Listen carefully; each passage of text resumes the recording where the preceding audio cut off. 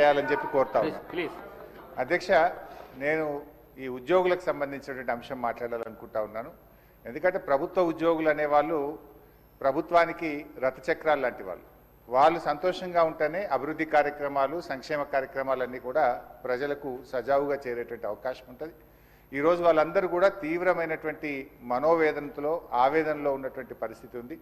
ముఖ్యంగా దేశంలో ఎక్కడ లేని విధంగా ఈరోజు రాష్ట్ర ప్రభుత్వ ఉద్యోగులకు 6 డిఏలు పెండింగ్లో ఉన్నటువంటి పరిస్థితి.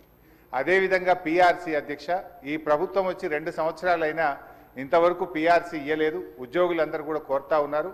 ఉంది మా రిటైర్డ్ ఉద్యోగుల పెన్షన్ బెనిఫిట్లు ఇప్పించండి, చావు బతుకుల్లో ఉన్నటువంటి మమ్మల్ని కాపాడండి, 30-35 ఏళ్ళు ప్రభుత్వానికి సేవ చేసినటువంటి రిటైర్డ్ ఉద్యోగులను ఈ రకంగా వేధించడం ప్రభుత్వానికి తగదు, దయచేసి ప్రభుత్వం దృష్టికి తీసుకుపోండి అని చెప్పి పొద్దున్నే నా ఇంటికి 7 గంటలకే వచ్చి కూర్చున్నాడు సార్.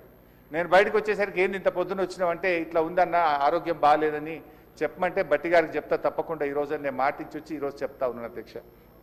అదేవిధంగా అధ్యక్ష, సిపిఎస్ ఉద్యోగులను ఓపీఎస్గా మారుస్తామని ఆ రోజు కాంగ్రెస్ పార్టీ ఎన్నికల్లో హామీ ఇచ్చింది. మరి ఎప్పటిలోగా ఓల్డ్ పెన్షన్ స్కీమ్ అమలు చేస్తారు?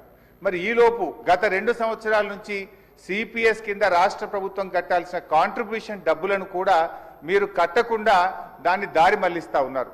అసలు కాంట్రిబ్యూషను కట్టలేరు, ఓపీఎస్ తేకపోవడం వల్ల 2 లక్షల మంది సిపిఎస్ ఉద్యోగుల భవిష్యత్తు ఈరోజు ప్రశ్నార్థకంగా మారుస్తా ఉన్నారు.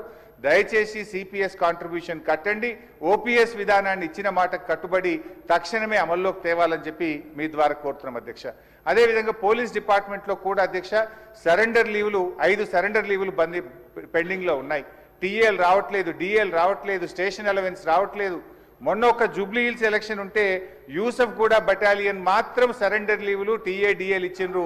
రాష్ట్రంలో 1,00,000 మంది పోలీసులకు సరెండర్ లీవులు, టీఏలు డిఏలు రాక ఇబ్బందులు పడతా ఉన్నారు. దయచేసి పోలీసులను కూడా ఆదుకోవాలని, గతంలో నేను ఫైనాన్స్ మినిస్టర్గా ఉన్నప్పుడు ఎప్పటికప్పుడు సరెండర్ లీవులు, టీఏ డిఏలు ఇచ్చాం.